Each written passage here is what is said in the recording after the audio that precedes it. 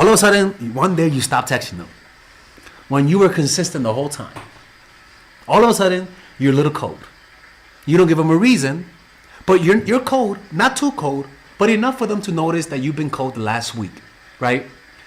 It'll dawn on them as they're taking a shower. And what they'll notice is that they feel a sense of fear, a sense of anxiety. But that feeling of anxiety is only coming from the thought of losing you. All of a sudden, they start to backward rationalize that if they felt anxiety at the thought of you pulling away, what are they going to feel when you actually pull away? And that's when they start taking more action. You don't have to freaking put the knife and twist it, motherfucker. No. All you got to do is just take a little moonwalk back. Act a little cold, all of a sudden, don't respond so soon. Take an extra day to respond. Respond in the morning. People are naturally paranoid about pain. In other words, people put more thought of impending pain than thought of impending pleasure. Get what I'm saying? So you just give them a taste of it, and that taste doesn't have to be manipulated. It could be that you let them suffer a bit. Like you take an extra hour to respond. Or maybe you got to go out with them today, but you're too tired because of work. Rather than forcing the meetup, you cancel, motherfucker. You were tired. You had a long day of work. Or maybe they're doing something you don't like, and you have those uncomfortable conversations, right?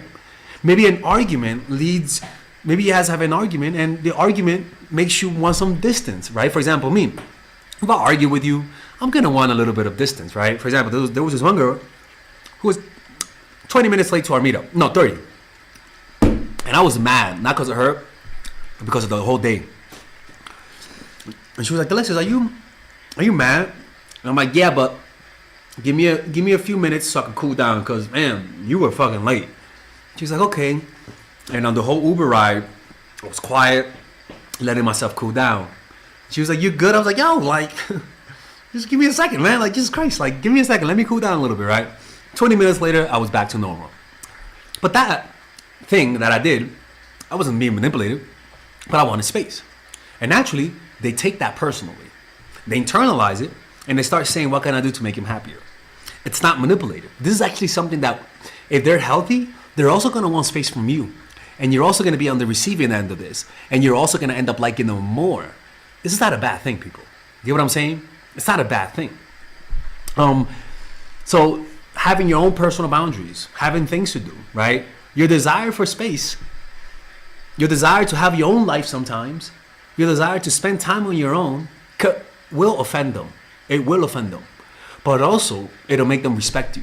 For the simple reason, one, you show self-reliance, and two, if this little space that you're creating makes me anxious, what could happen if you actually leave? And that pain, that thought of potential impending pain, yeah, they've had a little taste of what could happen. Makes them start thinking of you more. Makes them want to be more romantic, because now they're avoiding pain through their actions. They're not chasing the love you're giving them. They're chasing. They're trying to avoid the pain of losing you, because the pain will be too much. It'll be harder for me to fire someone if I know that firing you will cause a lot of problems, as opposed to firing you because you're a good worker. Like, the pain has more salience in the mind than pleasure does, right? The fear of losing something stems. This is another thing that's very important, right? Look at this, right?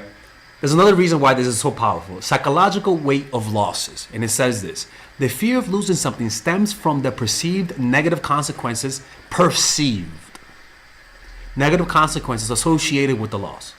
Individuals may anticipate feelings of regret, disappointment, dissatisfaction if they lose a valued possession, opportunity, and relationship. They notice how much they value you because you stepping away, wanting distance, created such an intense feeling of dissatisfaction and anxiety. And they're going to backward rationalize that they love you more than they really love you. The truth is that this will make them love you a lot more than they currently love you. So please, man, stop relying on just being sweet, being nice, even though that is great, being a gentleman, even though that is great. People need to experience in their minds what the reality of what would be if you are not around. Now the problem is that sometimes you pull away and they don't feel anything. It doesn't mean you did it wrong. What that means is that maybe you pulled away a little bit too soon. You got to create a pattern. Remember, patterns and continual patterns creates expectations. Once you create the pattern, they start to expect it, you break it, and it creates a sense of disappointment, right? So maybe you need to be a little bit more consistent and do this, right? You cannot be too inconsistent. This will cause too much pain. Or maybe they just don't feel for you.